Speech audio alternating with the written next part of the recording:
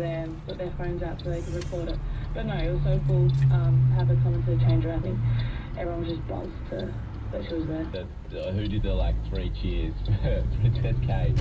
Oh, I don't know who it was. It was probably Bessie or someone. Yeah. One of the leadership girls, but it was just another cheer going. Yeah. What's her aura levels at, Princess Kate? Oh, that would be pretty high. She's literally the princess of the country. yeah. In the thousands at least. Thousands, yeah, absolutely. Is there anyone who's rivaled that in terms of, you're very young in your career? Has someone commented on a video or followed you on Instagram and you've been like, what? They know who I am, or they've seen my try? There's a couple of people. Actually, Ellie Kildum just followed me, so... Who's that, for people who don't know? Ellie Kildum is the English fullback. She followed me last night. That's pretty cool. She was actually the World Rugby Player of the Year last year. Yeah, okay. So she saw something on the weekend and she thought, I'm going to give Caitlin a follow. Must have. Did you follow back, or were you already following? No, I was already following. Yeah, obviously. Yeah, obviously. Talk to me about the result as well, because it was a strange one. You knew going into the game that if you didn't win, you had to sort of lose by less than a certain amount. And there was rightfully celebrations. You had She's actually studying. No, it's all right. You're a part-time school teacher on tour, keeping her in check. Last question. Canada, as I said, playing them early Sunday morning Australia time. Second best team in the world by rankings for women's rugby. So it would be an upset if the Wallaroos win. Give us one thing you reckon the Wallaroos can do to kind of upset Canada and maybe cause that upset. Probably our forwards. I think if we can beat them for strength and power through the middle, if we can get on the front foot and then we can get the ball to our outside backs like Maya and Desi. I think if we can get the ball in their hands with them in a little bit of space, I think we can create a lot.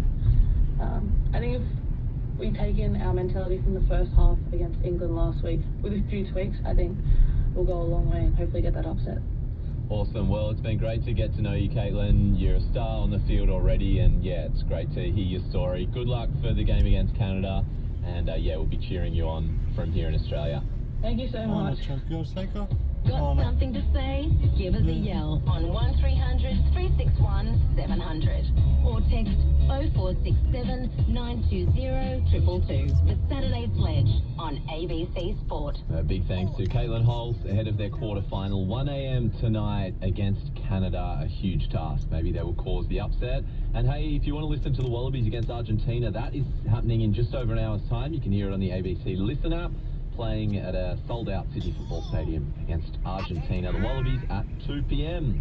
Hey, I've been asking you, when has your baby, a birth of a baby, intersected with live sport? Because I got served a funny Instagram this week that said if you get pregnant now, your leave will coincide with the FIFA World Cup. I had Stephen Manley remind me that Craig McRae's daughter, the Collingwood coach, was born the morning of the flag, and he called her Maggie. That was a good call out, Steve. But Adam, you have got an incredible story. When has the birth of a child intersected with a big sporting event, mate? And now he is the coach of Nottingham Forest. And up next, you are going to meet someone who now plays for Sydney FC, but played for Forest for about 4 years under the current GM. So we'll get to Joe Lolly very soon here on ABC Sport. Patrick Stack here. There's so much happening in the world of sport. League, AFL, tennis, cricket, you name it. Get the results and the context behind them on ABC Sport Daily. Weekdays from 6:30 on 702 ABC Radio Sydney. Club in the English Premier League as of this week that maybe a few more Australian football fans will be taking a keen interest in. It's Nottingham Forest, and it comes after our beloved Ange Postecoglou jobless nature earlier this week, and Ange is straight in with a game against Arsenal this weekend. Joe Lolly, who plays in the A-League nowadays with Sydney FC, used to play for Nottingham Forest, played there for basically the last 4 seasons before joining Sydney FC late in 2022, so he knows the club well. He joins us now. Joe Lolly, thanks for sparing some time for us here on ABC Sport. Hey, how are you? Mate, I'm good. First up, when the news dropped that Ange Postecoglou was the new manager of Nottingham Forest, a club you spent a lot of time at, what did you think? Yeah, I mean, really interesting. I saw the links. I think it was 3 weeks ago. There was a bit of a few rumours going on, and yeah, it's going to be sort of interesting time now, and I think a great job for him. The man who was sacked, Nuno Espirito Santo, he seemed to be... Pretty busy schedule, so, hopefully he hits the ground running. So for people who, as I said at the top, might be now just taking a bit more interest in Nottingham Forest, give us an idea of the club that you spent a few years out. How would you describe it to people here in Australia who maybe didn't know much about it? Just a huge club, historic, and, got a great history behind them, and, such a proud and passionate fan base across the world, really, wherever